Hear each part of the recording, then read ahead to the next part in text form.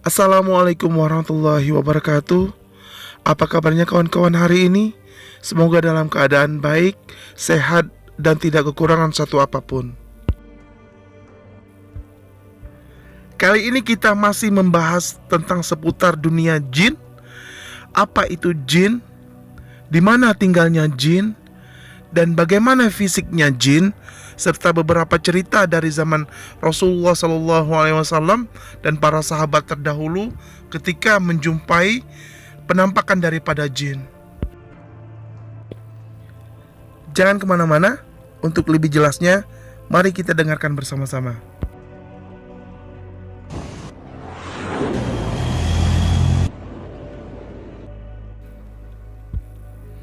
Kita mulai ya. Jin.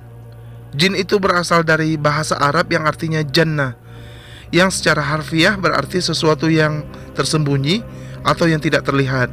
Makanya kalau kita dengar kata janin atau majnun, janin itu kita tidak bisa melihat apa yang ada di dalam janin. Dan juga kata majnun atau gila, yang kita bisa artikan bahwa akalnya tertutup atau tidak terlihat oleh dia. Seperti itu salah satu gambaran kata-kata dari jin atau jannah ini.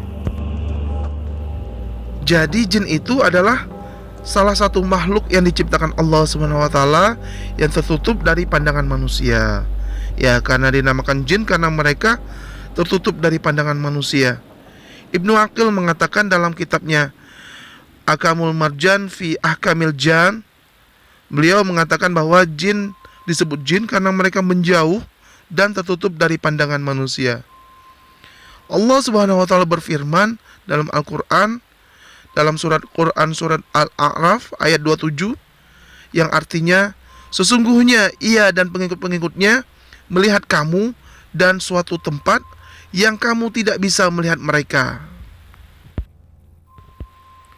Dan dalam Al-Qur'an pun dijelaskan bahwa jin itu diciptakan dari api, sebagaimana yang difirmankan Allah SWT dalam Quran surat Al-Hijr ayat 27. Dan kami telah menciptakan jin sebelum Adam dari api yang sangat panas. Begitu pula disebutkan dalam surat Ar-Rahman ayat 15, dan dia menciptakan jin dari nyala api. Maka itulah perbedaan antara jin dan manusia. Jin dan setan itu diciptakan dari api, sedangkan manusia diciptakan dari tanah.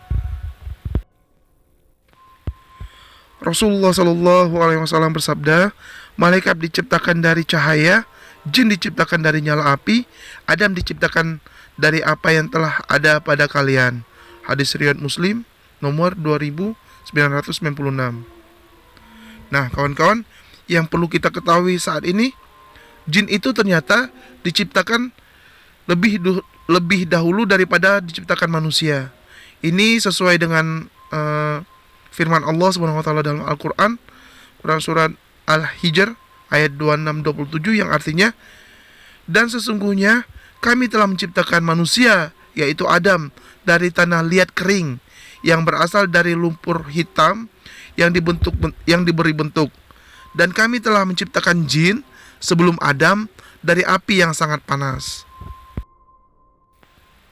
Nah, sudah jelas jadi bahwa bangsa jin itu memang diciptakan oleh Allah SWT lebih dahulu daripada manusia, kawan-kawan. Dalam hal ini adalah Nabi Adam alaihissalam.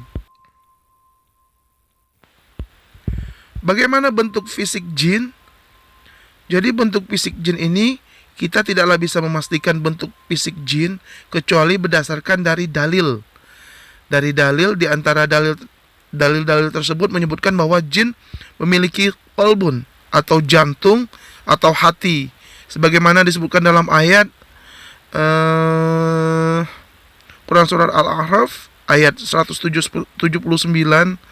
yang artinya Allah SWT berfirman, dan sesungguhnya kami jadikan untuk isi neraka jahanam kebanyakan dari jin dan manusia. Mereka mempunyai hati, tetapi tidak dipergunakannya untuk memahami ayat-ayat Allah.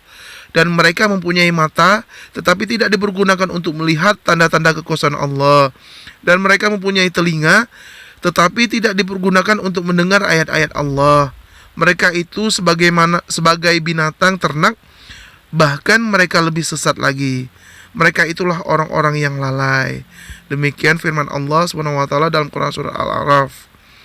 Di dalam ayat ini disebutkan pula bahwa jin di samping memiliki hati dan jantung, juga memiliki mata dan telinga sebagaimana manusia, dan bahkan setan memiliki suara sebagaimana disebutkan dalam ayat, dan hasunglah siapa yang kamu sanggupi di antara mereka dengan suaramu atau ajakanmu.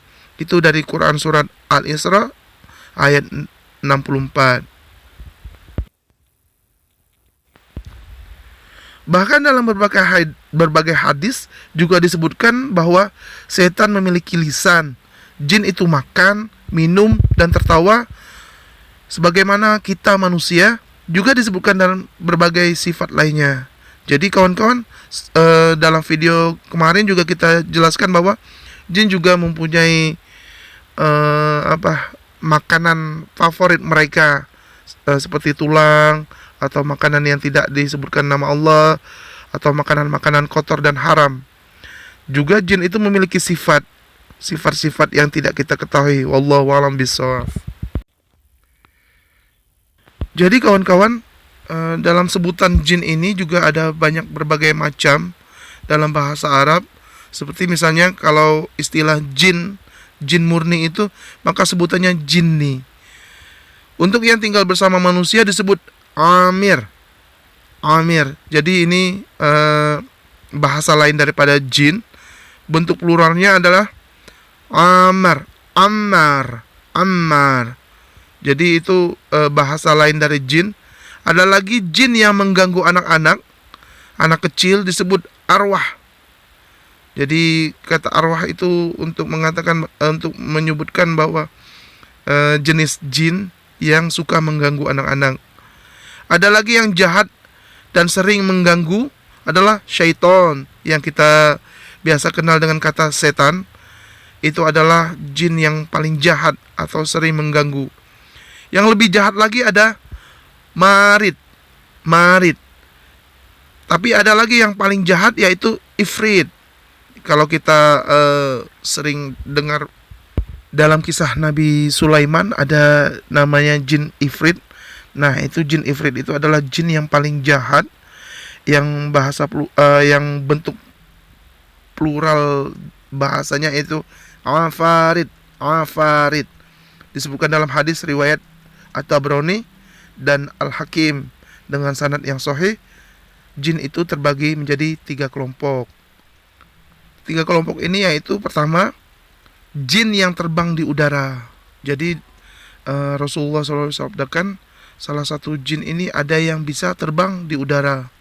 Kemudian yang kedua itu jin yang berbentuk ular dan anjing, kawan-kawan. Jadi ada juga jin yang berbentuk ular dan anjing, walaupun bentuk fisiknya ya wallahu alam kita tidak tahu. Kemudian yang ketiga itu ada jin yang lepas dan berjalan. Jadi ada juga jin yang itu memang lepas dan berjalan sebagaimana manusia. Demikian 3 kelompok jin. Nah, ada kisah yang masyhur yang ditulis dalam hadis Rasulullah SAW. Kisah sahabat Rasulullah SAW menangkap jin. Sebuah kisah tentang jin diriwayatkan oleh sahabat Mu'az bin Jabal radhiyallahu anhu. Jadi ceritanya begini. Suatu hari Rasulullah SAW telah mengamanahkan kepada sahabat Mu'az ini untuk menyimpan harta zakat berupa buah kurma, kawan-kawan. Amanah tersebut kemudian diterima oleh beliau dengan meletakkannya ke dalam sebuah gudang. Namun setelah dihitung-hitung, jumlahnya ternyata berkurang jumlah dari sebelumnya. Jadi jumlah kurmanya itu ada selisih, kawan-kawan. Kemudian sahabat Mu'az ini menyampaikan kejadian tersebut kepada Rasulullah SAW. Mendengar hal itu, Rasulullah SAW kemudian bersabda, setanlah yang telah mengambilnya. Kemudian sahabat Mu'az bin Jabal ini kembali ke gudang tersebut. Beliau kemudian berjaga-jaga pada malam harinya dengan bersembunyi di balik pintu. Nah, sambil bersembunyi di balik pintu, malam pun semakin larut. tiba-tiba seekor onta yang kadang-kadang berubah bentuknya. Nah, jadi ada onta ini berubah-ubah bentuknya. Kemudian onta tersebut memakan makanan yang disimpan di gudang penyimpanan tersebut. Melihat itu, maka sahabat Mu'adz bin Jabal langsung menangkap unta tersebut seraya berkata, "Wahai musuh Allah." Namun sebelum melanjutkan perkataannya, unta ini berkata, nah unta ini tiba-tiba bisa langsung berkata sebagaimana bahasa manusia. Dia berkata, lepaskanlah saya karena sesungguhnya saya adalah orang tua yang mempunyai banyak anak, sedangkan aku adalah orang yang fakir." Jadi onta ini mengaku bahwa ia adalah orang yang tua dan orang yang fakir. Jadi di sini kita bisa menyimpulkan bahwa onta ini adalah penjelmaan dari jin yang berubah menjadi sebentuk onta, kan kawan-kawan. Jadi onta ini kemudian berkata lagi, "Aku adalah setan yang berasal dari negeri Nasibin." Jadi ada negeri yang bernama Nasibin, negeri kalian dahulu. Jadi jin ini mengatakan bahwa negeri tersebut adalah negeri yang dahulunya adalah milik mereka sebelum sahabat, maksudnya sebelum Rasulullah SAW diutus oleh Allah Subhanahu Wa Taala.